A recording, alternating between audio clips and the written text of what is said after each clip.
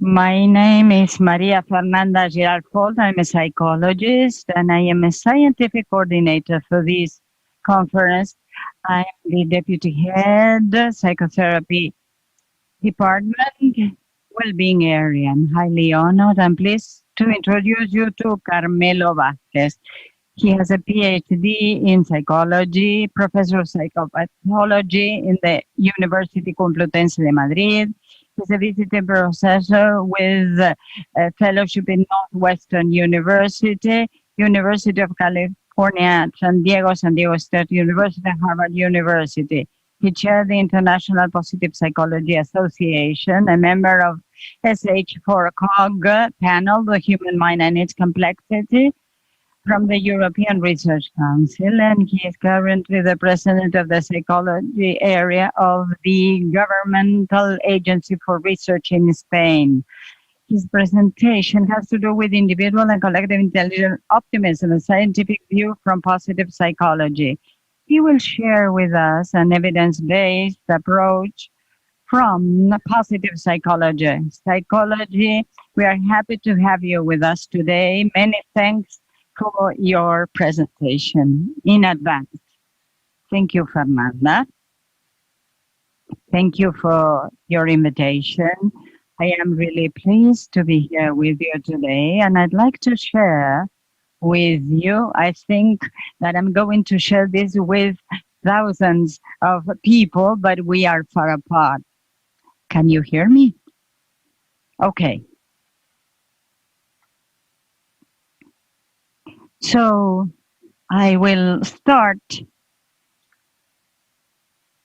Well, in Spain, it's 8:30 p.m. This is an approach from positive psychology concerning COVID-19 pandemic. I think that over the last months, the impact has been unprecedented, and we have been rereading many works on psychology to try to track all these factors that have been present in pandemics before all over the world. However, it is true and important to see that the current COVID-19 is a new pandemic, the 2020 coronavirus pandemic has to do with traits that have been described by historians and epidemiologists before. But there is a new trait here, because as you know, pandemics are biological, cultural, and social factors. But this virus, the coronavirus, is an unexpected and unprecedented virus, because this virus has found out that mankind is highly interconnected, which gives rise to special ways of spreading the virus. And this creates new advantages, new platforms for this pandemic operation. This morning, I was browsing the Johns Hopkins University webpage to see what's going on. And I think that we are now having 44 million people and more than 1 million dead people all over the world. As you can see, I give you this example to show you that we are all wired. And this is a new type of pandemic because of our highly interconnected world. This is a double razor blade, so to speak, a double-edged situation, because we have drawbacks and advantages at the same time. There has been an outburst of new papers. More than 60,000 papers have been published ever since February 2020, March, concerning different aspects of this pandemic that are highly new, concerning this collective effort to raise the common aware at the level of mankind in our planet Earth because we are sharing this disease. And let me share with you some specific and very interesting papers. First, I will be dealing with the specific findings from COVID-19 Psychological Research Consortium study. This study was conducted in Spain with England, Italy, Ireland, the Arab Emirates, and Saudi Arabia. These data are highly illustrative regarding the major COVID-19 challenges. These data come from two different measurement moments or times. One between April 7 to 10, the peak of our pandemic in Spain, initially speaking, with the lockdown measures in place. And I know that some countries like Chile and Argentina are still suffering from lockdown and this situation. And then survey number 2, longitudinal study between May 7, 10. And this shows you a continued ongoing sample concerning how the pandemic has been operating in Spain and the psychological responses there too. I will not delve into the findings themselves, but I'd like to share with you some symptoms that are common.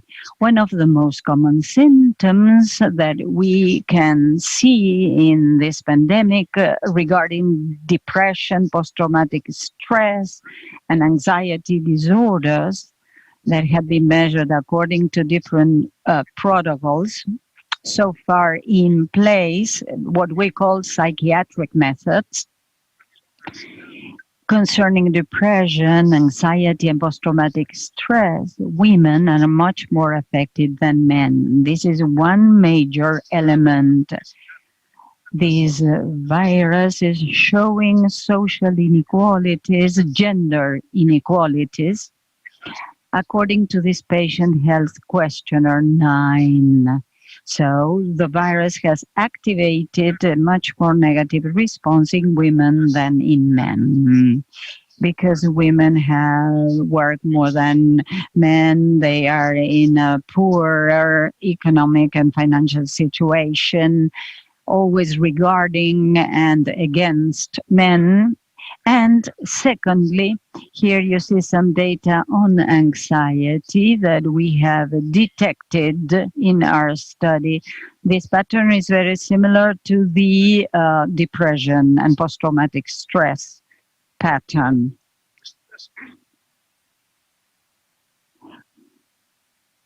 Our research, as well as the papers carried out by our consortium, show that against all odds, psychopathological symptoms of stress, anxiety, and depression are less significant in the elderly, clinically speaking, which is surprising. There's a sort of linear relationship between age and psychopathological symptoms. The elderly have fewer symptoms, 10-12% less.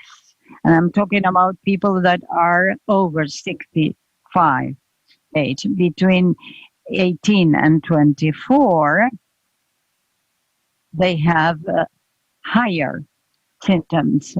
Of course, there's a stigma on the youth, and we should say that the psychological weight of this pandemic on young people is very important. And Zygmunt Bauman, Liquid Modernity, he spoke about the non-lieu, the no space, that are deprived of symbolic expression of identity, relationships, and history. Airport, a waiting room at a hospital. An analogy we may trace is with this pandemic in time. Because on the one hand, we are living in the present, agonically, living, trying to survive day after day, and we feel uncertainty about the future, especially for young people, because we cannot even envisage or think about the future, which has major psychological and psychopathological consequences. And it's very difficult for us to plan for the future. And of course, this affects our cognitive skills, ability. And in the past, we had created this romantic idea about going back to the new normal. But the new normal was not something that was particularly enjoyable or desirable. These are 2017 data taken from Pew Research Center, a very important center for social science research. The question was, when children grow in your country, will they be better off or worse off than their parents, economically speaking? In developed economies, in most countries, respondents answered in 2017 thought that the future was going to be grime. In developing economies, they thought that the future was going to be better for their children. However, across the board, most people think that the future will not be better for their children. So we are idealizing this going back to normal, returning to the past, so to speak, because we are yearning for something that we did not want to have in the past. And on the other hand, the inability to think about the future. What about positive emotions in COVID-19 times? What is the role of positive emotions in the times of this pandemic? I mean, individual behavior and also institutional behavior. In many countries, we have seen health personnel dancing at the pace of Beyonce music. Positive emotions play a major role in this field, and they will be playing a much more important role in the future, because this pandemic is expected to roll out in the future. For instance, negative emotions experienced over the past 24 hours. Most respondents said, I was worried, I was desperate, I was feeling anxiety, I was bored, I was angry, I felt that I was being despised by everyone or slighted. What about positive emotions? See the percentage, 82%, 78% saying, well, I enjoyed, I had a great time, I did something satisfactory, interesting, and I could have a nice time. So here you can see how emotions work against, negative emotions work against positive emotions. Again, it is very important to have positive emotions to reduce pandemic distress. On the other hand, in the current times of COVID-19, can we make positive changes? Can we perceive that we can make positive changes? Have there been positive changes that can be perceived? For instance, maybe we feel that we are much more able to feel empathy for people that have been struck by the coronavirus. We feel that there have been major psychological changes between 50 and 60% suffering serious adverse catastrophes, earthquakes, terror attacks, cancer survival, sexual assault, community violence, are able to see that what they had suffered in the past made them stronger today.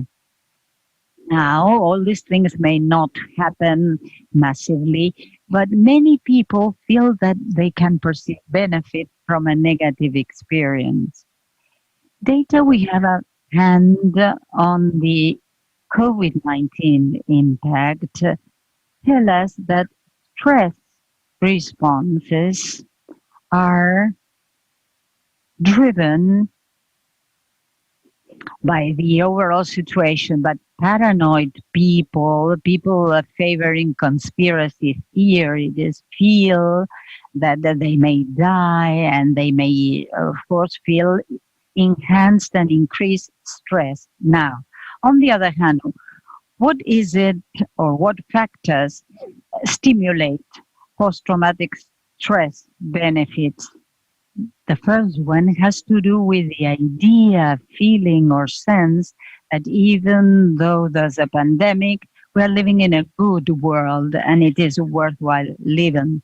Two, a persistent sense of optimism for the future. And three, identifying ourselves with mankind, with the humanity factor, so to speak, which will trigger a positive effect even though we may be living under COVID-19 times.